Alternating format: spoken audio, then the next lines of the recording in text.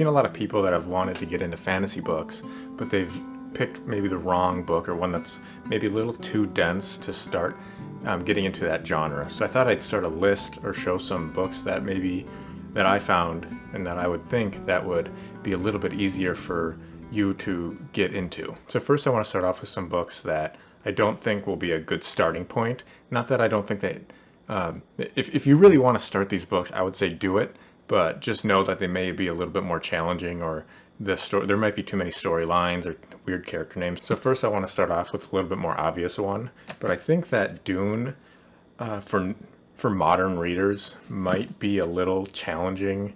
The way that Frank Herbert writes the story for this, he will tell a character death way early on in the story, so that way you already kind of know what's going to happen, or the way that he will bounce between different POVs of inside characters' heads, I found really weird when I first read it, because normally when I read more modern storytelling, they don't have that. So I found that really off-putting when I first read it. So yeah, I just find that Dune can be a little bit challenging for newer readers. This next book I think may surprise some people, but it may not. But I think that The Lord of the Rings would be a little challenging for newer fantasy readers. It's quite dense in the way that JRR Tolkien tells the story and the way that he explains the world and his lore. And I think that the writing style can be a little challenging for new readers as well. Next up is a book that is very famous, but I think that with A Song of Ice and Fire or just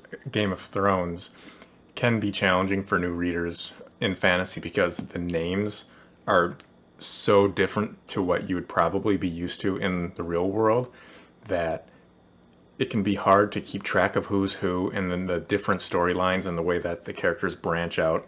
I know that this was one of the first epic fantasy series that I read 10 years ago, and the first season of the TV show was only out. So reading the first book was really easy because I had seen the show, so I was able to kind of follow along with it because it follows it so closely. But then after that, once I got to the second, third, fourth, and fifth book, I found it to be quite challenging because I didn't know who was where, what city I was in, why this is happening, that I really did struggle the first time that I read the series 10 years ago. So that's another one that if you're worried about reading a series, I would not recommend reading that right away. So now that we have all those out of the way, I want to get into the books that I would highly, highly, highly recommend for new fantasy readers. So this first book is an obvious one, but that is The Hobbit. It's written in a way that's almost like verbal storytelling, that it's not difficult to read, and I imagine most people have read it anyways, but I just wanted to put that in there just because it does have the high fantasy elements, but it's at a lower writing level. So if you're trying to get into fantasy, I think this would be a really good one to start with, just because you're going to already be familiar with the world, probably, if you've seen the movies or just know about them. So you already know the character names, or at least a lot of them, like with Bilbo or Gandalf. So I think this would be a great starting point. But if you've already read that and you want to get into a book that's a little bit more adult or a little bit more modern, I would recommend Malice by John Gwynne, which is part of the Faithful and the Fallen series. It's a 4-book series, and then there's also a 3-book trilogy as well, a sequel trilogy. But with Malice, what you're going to find with the Faithful and the Fallen books are just great characters, fast-moving story, a lot of action, and just great writing. The first half of the first book is quite slow with all the setup, but once you get to maybe the 60% mark, the whole rest of the series just blows by because you have just constant action, but it doesn't get tiring. Like a lot of stories, the action can get just overbearing, but with he just finds a perfect balance between action, story, and characters, and then he also adds in intrigue and mystery and prophecies that will kind of keep you continue to read, that I just love, and you'll just grow to love these characters so much. And I finished the series 2 or 3 years ago, and I still find myself thinking about these characters, being able to recall moments and how they are just years after reading them. So I would highly recommend Malice by John Gwynne. The next book / trilogy that I would recommend is The Shadow of What Was Lost by, I believe his last name or his full name is James Islington. I think that's how you pronounce it. It's part of the Lycanius Trilogy. Now with this trilogy, I didn't love this first book.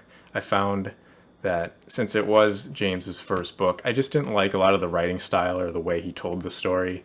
There was not a lot of description in it, which I love descriptive writing, which is why I like Robert Jordan's writing so much.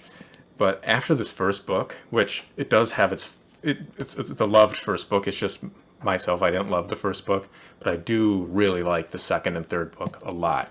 And it's what you're going to find with this series is, again, you're going to find great characters, but the storytelling, he just had a clear story from the beginning, and he knew what he was writing, and he followed through with it. And there's a lot of callbacks and setups, and it's all just great payoffs throughout all the books. And the ending will make you recontextualize the beginning of this series, and you're just gonna love it. I'm telling you, just read it. You're not gonna be disappointed. Next up is The Poppy War by R.F. Kuang. I believe is how you pronounce her last name. Now this book is quite grimdark, so if you find something like Game of Thrones too dark and grim and too bloody, you're probably not going to like The Poppy War. This is a trilogy. I've only read the first book, but I did enjoy it quite a bit. So what you're going to find with The Poppy War is the main character, Rin, is just a really compelling character to follow. She's very driven, and she knows what she wants, and she's going to do whatever it takes to accomplish her goals.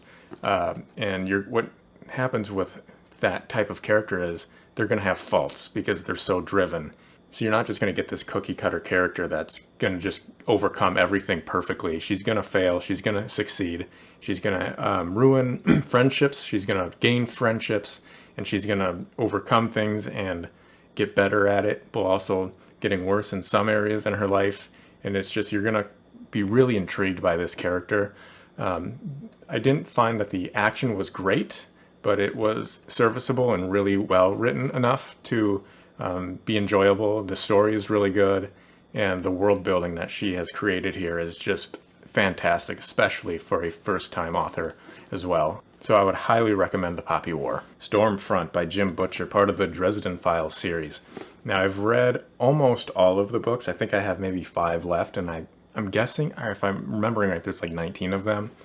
And this is a book series that's super easy to read. It's in first person viewpoint, and it's written in the style of a detective story.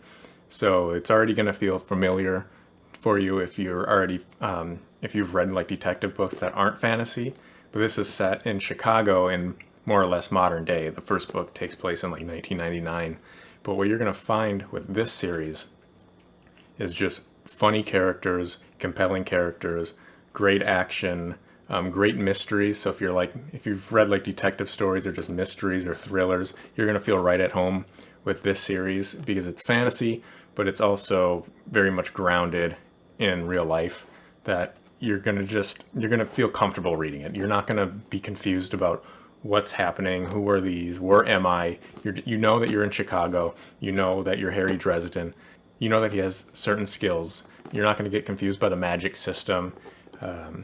His character relationships between him and his cop friend Karen Murphy is just fantastic, and you're just gonna, once you finish one book, you're gonna want to read the next one because they're all pretty thin. They're not very long, so you can read them in between different books.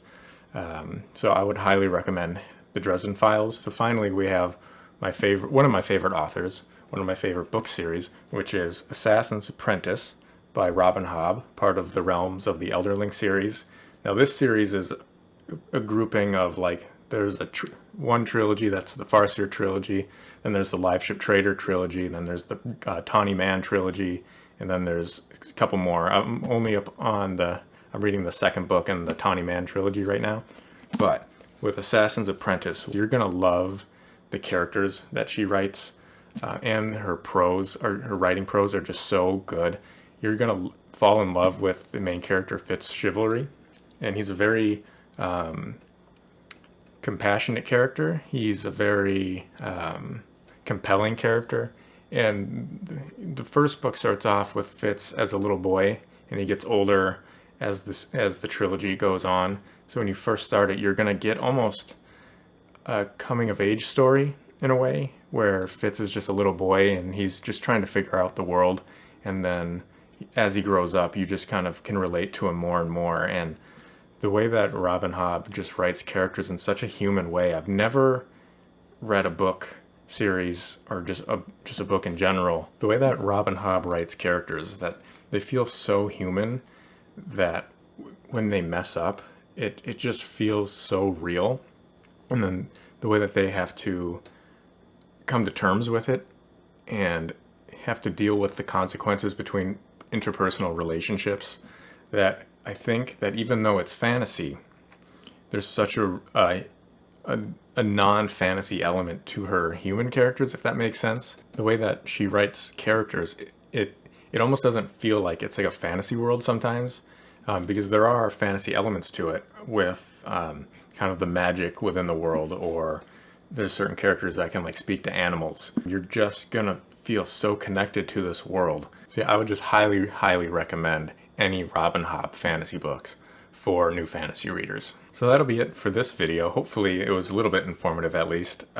If there's any books that you think would be great for new fantasy readers, put it down in the comments so that way, and maybe just give like a little description of what you think or why you think that that would be a good fantasy book for somebody who is trying to get into fantasy.